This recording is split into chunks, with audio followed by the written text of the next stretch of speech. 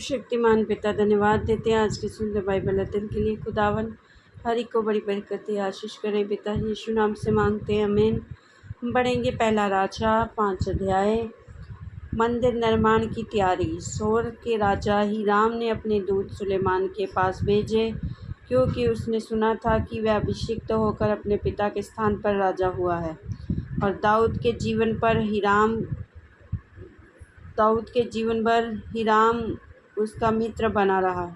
सुलेमान ने हीराम के पास यूँ कहला भेजा, तुझे मालूम है कि मेरा पिता दाऊद अपने परमेश्वर यहोवा के नाम का एक भवन इसलिए ना बनवा सका कि वह चारों ओर लड़ाइयों में तब तक उलझा रहा जब तक यहोवा ने उसके शत्रुओं को उसके पांव तले न कर दिया। परंतु अब मेरे परमेश्वर यहोवा ने मुझे चारों ओर से विश्राम दिया है। अब ना तो कोई विरोधी है, ना कुछ विपत्ति देख पड़ती है। मैंने अपने परमेश्वर यहोवा के नाम का एक भवन बनवाने की ठान रखी है, अर्थात उस बात के अनुसार जो यहोवा ने मेरे पिता दाऊद से कही थी। तेरा पुत्र जिसे मैं तेरे स्थान में गद्दी पर बिठाऊंगा, वही मेरे नाम का भवन बनाएगा। इसलिए अब तू मेरे लिए लबानोन पर से देवदारू काटने की आज्ञा दे कि मेरे दास तेरे दासों के संग रहेंगे, और जो कुछ मजदूरी तू ठहराए वही मैं तुझे तेरे दासों के लिए दूंगा।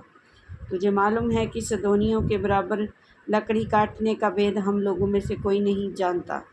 सुलेमान की ये बातें सुनकर हीराम बहुत आनंदित हुआ और कहा, आज यहोवा धन्य है जिसने दाऊद को उस बड़ी जाति पर राज्य करने के लिए एक बुद्धिमान पुत्र दिया है।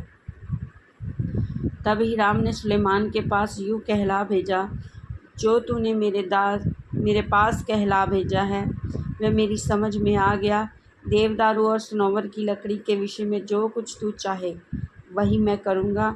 मेरे दास लकड़ी को लबानोन से समुद्र तक पहुँचाएंगे, फिर मैं उनके बेड़े बनाकर जो स्थान तू मेरे लिए ठहराए वहीं पर समुद्र के मार्ग से उनको पहुँचवा दूँगा। वहाँ मैं उनको खोलकर डलवा दूँगा और तू उन्हें ले लेना। तू मेरे परिवार के लिए भोजन देकर मेरी भी इच्छा पूरी करना।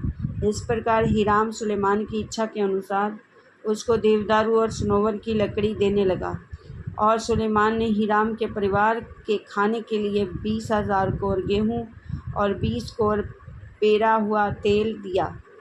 इस प्रकार सुलेमान हीराम के प्रति वर्ष दिया करता था।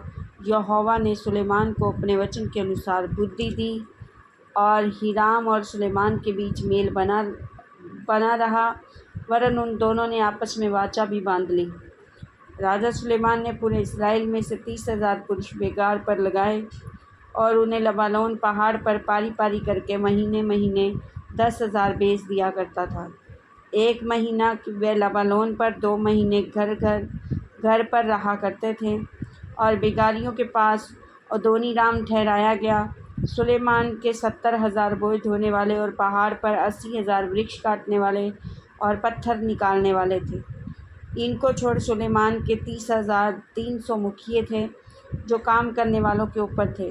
फिर राजा की आज्ञा से बड़े बड़े अनमोल पत्थर इसलिए खोद कर निकाले गए कि भवन की नींव गढ़े हुए पत्थरों में से डाली जाए। अतः सुलेमान के कर्मचारियों और हरीम के कारीगरों और गबालियों ने उनको गढ़ा और भवन बनाने के लिए लकड़ी और पत्थर तैयार किए। इस वचन के द्वारा प्रभु ब्लेस करेंगे, आमीन। सबको जय मसीह।